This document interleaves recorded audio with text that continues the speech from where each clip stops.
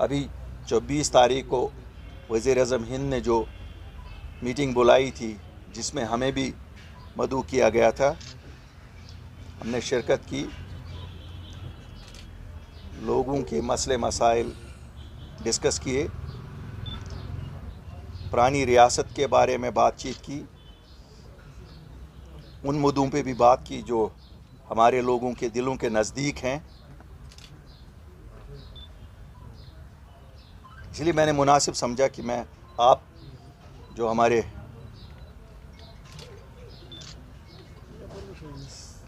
एक सुतून के तौर पे काम कर रहे हैं, लोगों के साथ एक आपका डायरेक्ट एक रिश्ता भी है, तो मैंने कहा आप से भी बैठ के बात की जाए कि हमने बात क्या की, ताकि आप भी अपने अपने दिलों में जो आपके सवालात हों वो हमसे करें, और मैं उनके लिए तैयार हूं जवाब देने के लिए। देखिए साहब, जैसे आपको मालूम है 8 मार्च 2020 को जिस वक्त हम लोगों ने पार्टी तश्कील दे दी, 3 कोर एजेंडाज़ हमने कहा कि हमने किस लिए पार्टी बनाई। एक था कि हमारी जो पहचान, हमारी जो आइडेंटिटी, हमारी जो डिग्निटी 5 अगस्त 2019 को छीन ली गई थी, वो है स्टेटहुड, एक स्टेटहुड को वापस लाने के लिए। दूसरा, हमारे लोगों में उस वक़्त एक परेशानी थी कि अब जब 370 और 35A उठा तो उस वक़्त लग रहा था कि हमारे बच्चों को अब नौकरियां नहीं मिलेंगी, क्योंकि उनको कम्पीट करना पड़ेगा पूरे हिंदुस्तान के बच्चों से। तीसरा था कि हमारी ज़मीनें अब हर एक आके पूरे हिंदुस्तान में से ख़रीद लेगा, तो ये भी एक परेशानी का विषय था।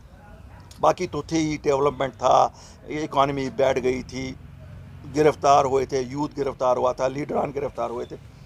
तो जब हम वज़ीर-ए-आज़म हिंद ने जब हमें 14 मार्च को मदऊ किया उनसे मुलाकात के लिए, तो वहाँ पर भी हमने ये चीज़ें उबारी।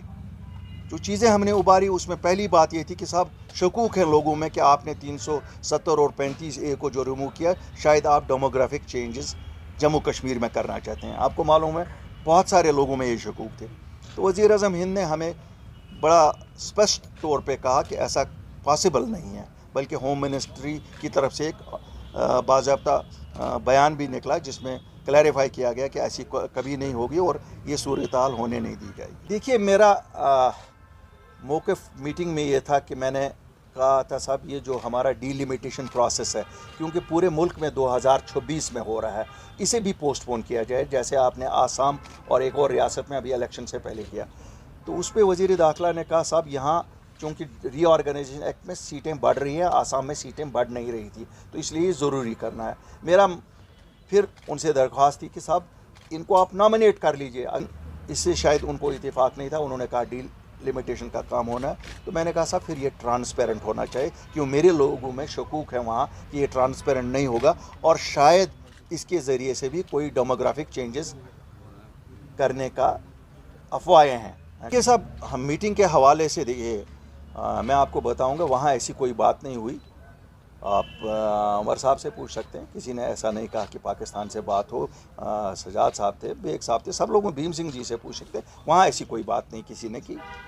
अगर मैं इल्ज़ाम तराशी पे आ जाऊँ वो फिर गलत होगा, लेकिन 72 साल से आप सब जानते हैं, हम सब तो, अब मैं तो बुढ़ापे की तरफ जा रहा हूँ, आप जवानी की तरफ जा रहे हैं। आपने अपनी जवानी में वो कुछ देखा जो हमने आप बुढ़ापे में आके देखा। तो बात तो वही है कि सब हम सब जानते हैं क्यों कौन एक बात यहाँ कहते हैं, अंदर एक बात कहते हैं, बाहर जब प्रेस के पास आते हैं तो दूसरी बात कहते हैं।